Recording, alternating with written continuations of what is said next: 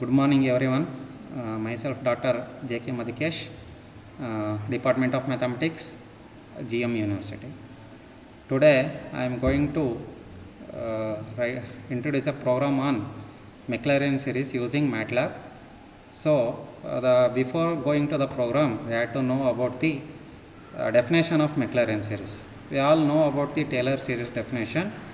The Maclaurin series follows the Taylor series definition with some changes. Okay, the definition of Maclaurin series as follows. Suppose that f is an infinitely differentiable at x is equal to a.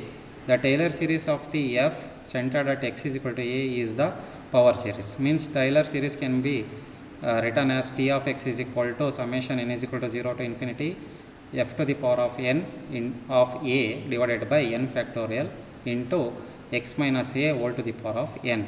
Means f to the power of n defines the differentiable, the function how many times it is differentiable, and n factorial is defines the factorial of a number, and x minus a is the variable x to the power of n, that x minus a is the difference of the term. If the center is a is equal to 0, the Taylor series is becomes Maclaurin series of f. Means at x is equal to 0, at a is equal to 0, the given function, the Taylor series becomes Maclaurin series. For this one, we have to write a program to calculate the Maclaurin series of a function for the function sin x using MATLAB. For that one, I will open a script file. So it is a script file which is available in new. So in that one, script is there, or directly you can use plus button. So for that one, first we have to save the given file. I will use the name m_1. So for this one, now we can write the function. First, previously I have executed so many programs. For that one, I have to clear the variables. So for that one, I will use a command clear variables. Next, I have to use the command CLC. CLC means clear screen. Means whatever the output coming in the command window which is cleared. Next, clear all. Clear all means previously executed program data is stored in the workspace. Here in the left side you can see that it is workspace. So it will be cleared using the function clear all. If I run this one, so everything present in the workspace is clear all. Next I will using the symbolic mathematics. So I will define the terms x1, syms of x1. x1 is a variable which is used to assign the values to the given function. So I will define a function sin x, that is y is equal to sin of x1, because I defined a variable as x1. So next we have to generate the Maclaurin series. How many terms we have to generate? For that we can use one variable called n. I will take 10 number. N is equal to 10 means the 10 Maclaurin terms will be generated. So next I will use to generate the Taylor series. First we have to see if you expand the summation is 0 to 10, we can generate 10 terms. For that one I will use for loop.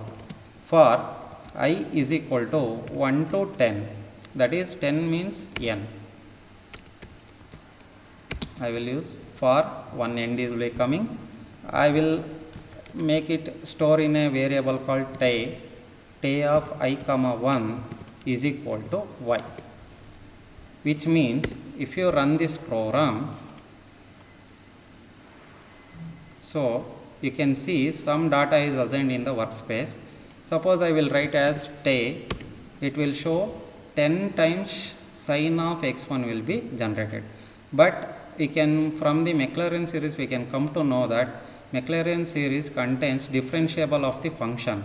For that one we have to differentiate the given function with respect to x, that is y is equal to, original function is sin x, we have to differentiate of y. So if I again run the Taylor series values, that is TAY will becomes, see, the differentiation of the function, sin x differentiation is cos x differentiation is minus sin x is equal to minus cos x. Like this it will be generated up to 10 times.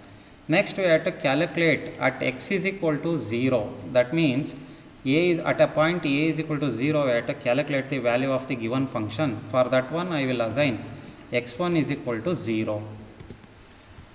x1 is equal to 0.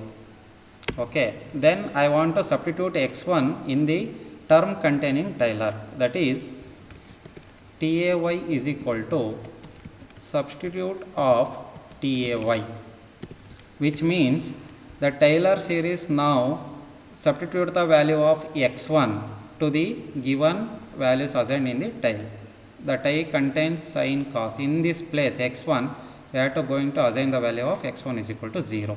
Now I will generate this one.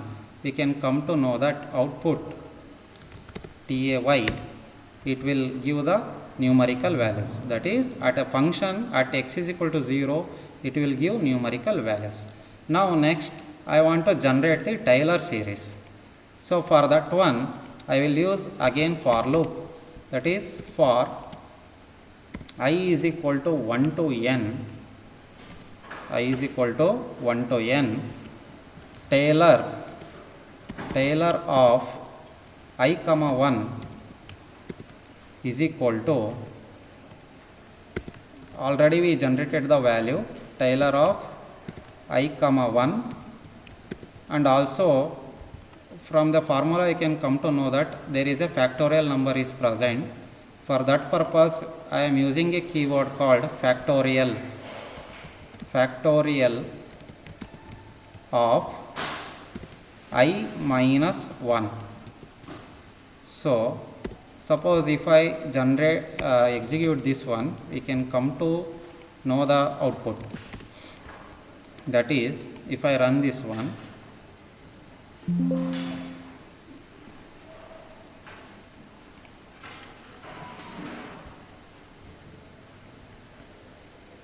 sorry, spelling mistake, factorial.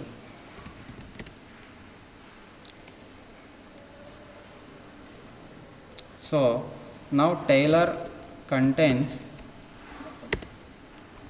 the output generated by the factorial values, that is 0, 1, this is the first term, this is the second term, this is the term, this is the fourth term.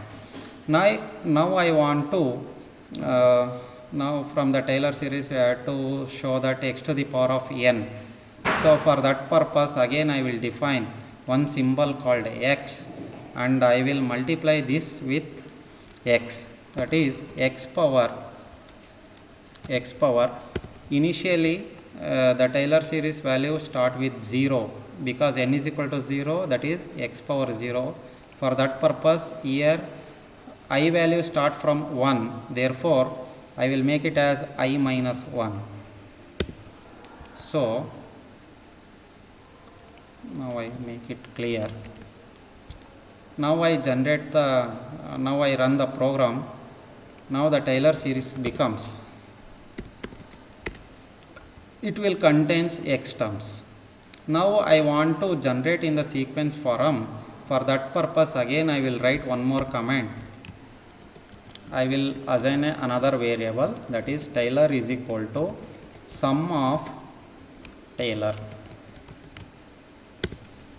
So now again I will run the program. So now the Taylor series will generate it. This is the Taylor series using MATLAB program. Thank you.